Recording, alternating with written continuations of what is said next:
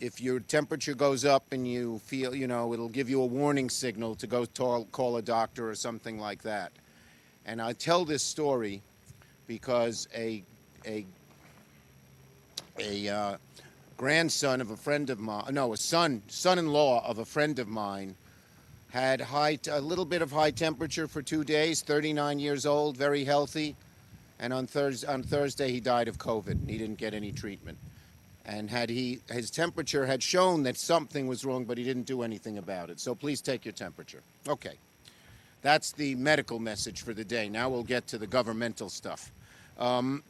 First, I want to thank Olean High School, right here, and the Huskies for hosting us today.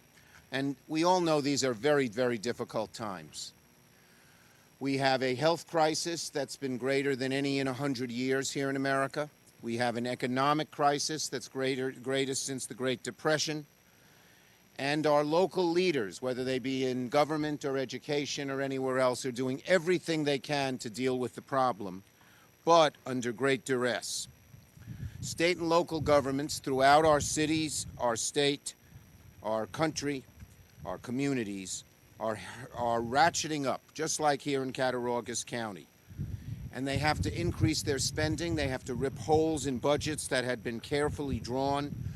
And they face a significant loss of revenues. There's less tax revenue, and there's more expenses to deal with COVID.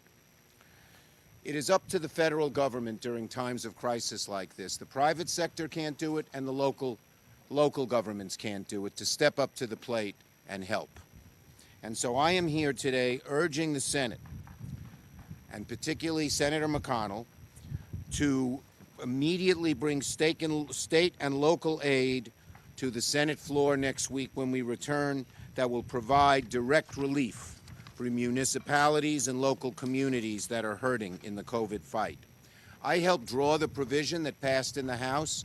The good news to our school districts and to our communities, we don't give all the money to the state and then say, go beg for it.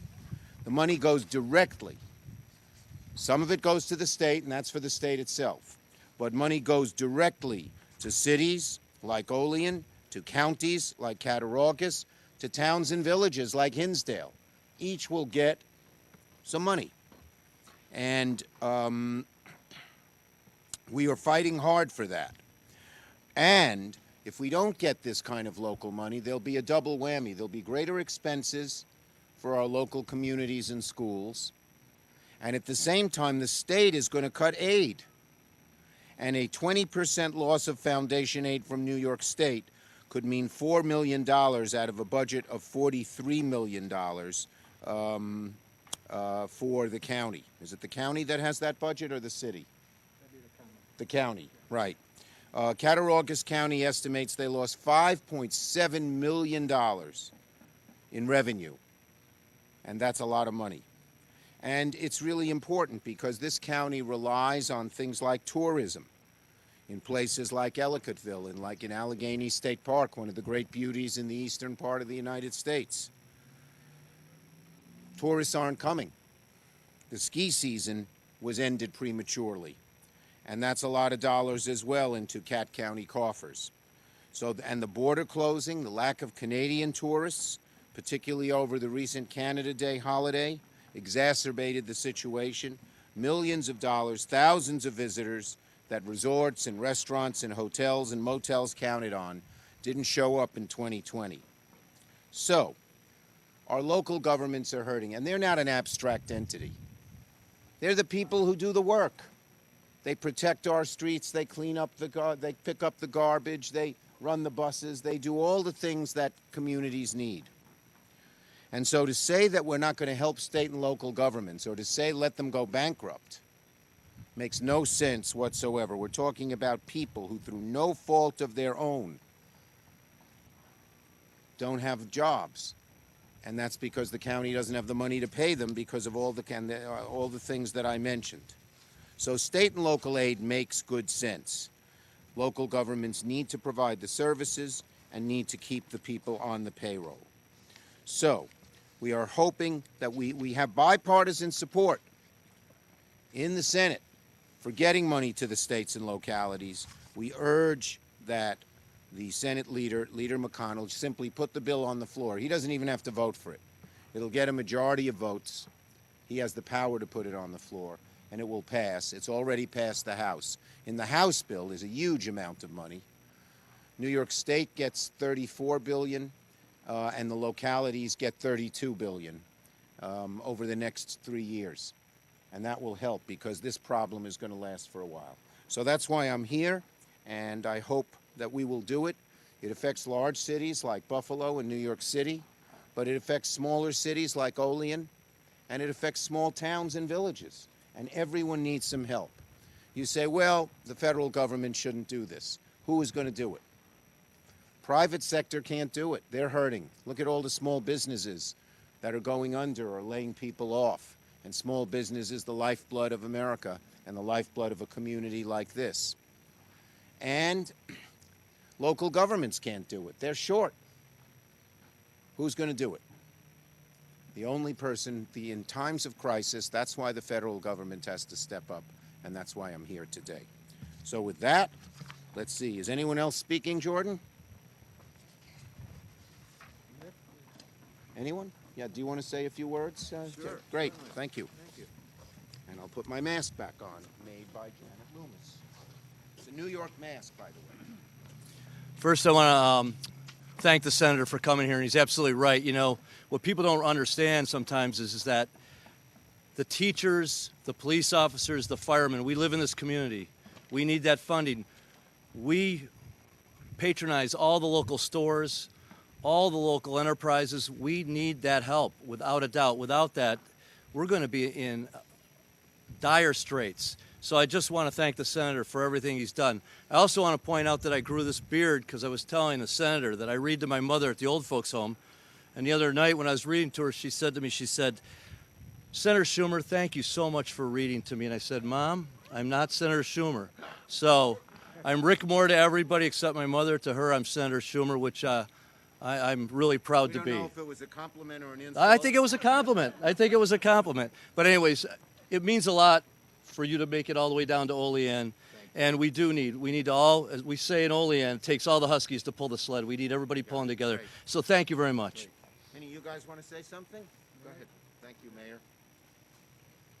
I want to thank Senator Schumer for coming again to Olean. I think since I've been mayor, he's been here about 4 times. I missed St. Bonnie's graduation this year. I usually come to that. Yes, and we enjoy having her whenever the opportunity comes that he can come here to Olean. I do want to say, Senator, we do have a representative from Cattaraugus County. We have Rick Smith, who is a legislator. He's a legislator from the Olean district here. So thanks, Rick, for coming. But it's important that the aid comes to Olean or to the municipalities directly. That's a big thing because who knows better how to use that money than the locals? And Olean, we're trending right now with the loss of sales tax revenue in a small community. We have a $17 million budget here, and we're trending. We normally get around $4 million in sales tax. Mm-hmm. Right now, we're trending at about 40%, 41%. Below what we've anticipated to take in. That is huge when it comes to our budget. You know, if this trend continues and without help from the federal government, the last thing we want to do is have layoffs, but if the trend continues, we may have to look at that. So thank you very much for putting forth the effort, the bill that'll give the money directly to the localities. And there again, you're always welcome here in Olean, and thanks for coming. Thanks, Mayor. Thanks, everybody. Let's see. Scott, you want to? No? Okay. I will now. Rick told his mother's story. Here's my mother's story. She's 92. Praise God. My dad's 97. They celebrated their 71st anniversary April 3rd. We couldn't celebrate it with them. We usually do. But in any case, my mom was sure that I had COVID. That's why I wasn't coming to see her. I said, Mom, I don't have COVID. Watch television. You'll see I'm on television. Oh, she said they can fake television. You have COVID, and that's why you're not coming to see me. So our mothers sound similar. But she's okay, and thank God she is. Okay, questions from the press. Senator, we've had some of the local government addition now federal funding correctly and in a timely manner. To hear that amid this pandemic, is there anything that you could do at the federal level? Okay, yes. Here's what we've done in the bill I'm talking about. The money does not go through the state. That money that would come to the city of Olean, the county of Cattaraugus, or the other local communities goes directly to them from the federal government. Because we know the state has very sticky fingers. And even when they say there's money for the local, you don't always get it. Same with the school money. We gave school money to go directly through, and the money is very flexible. The mayor talked about revenue loss. Well, some on the other side didn't want to allow the states to use the money for revenue loss, but the bill does. Because that's probably your biggest problem, right? Yes. Revenue loss. Yeah. Sales tax, property tax, everything.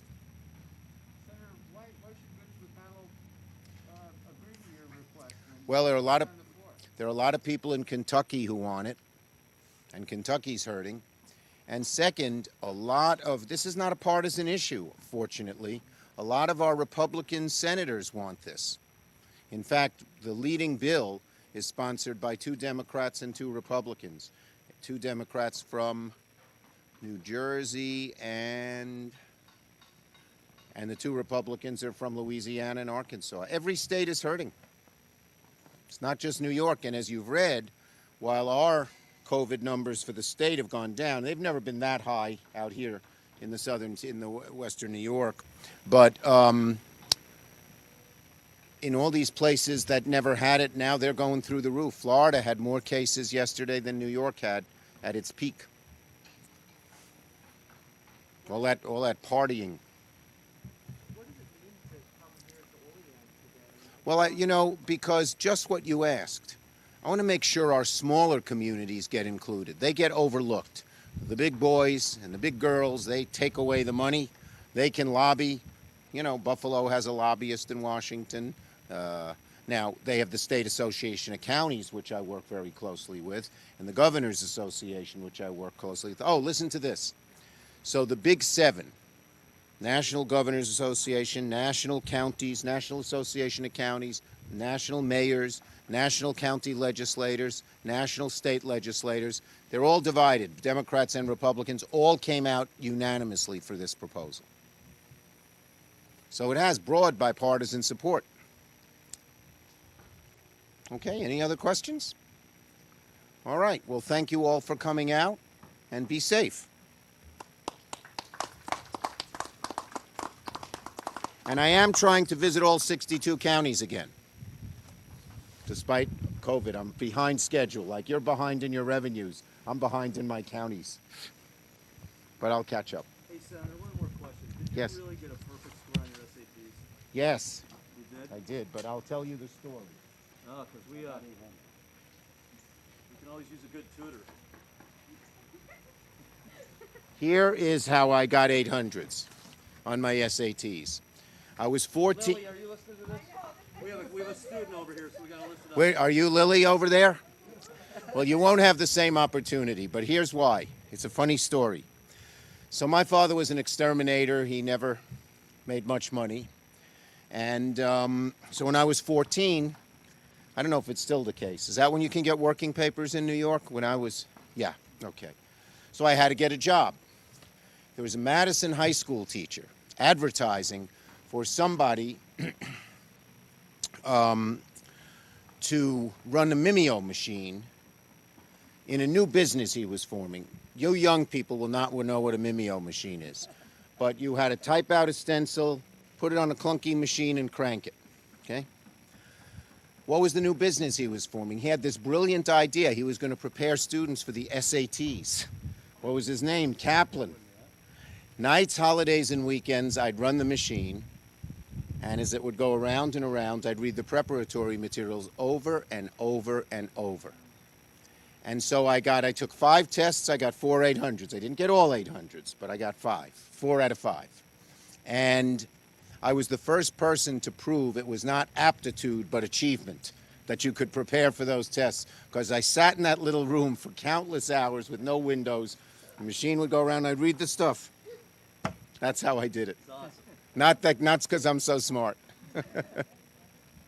That's the story. Thank you very much. Thank you very much, everybody. Okay. Have a nice day, everyone.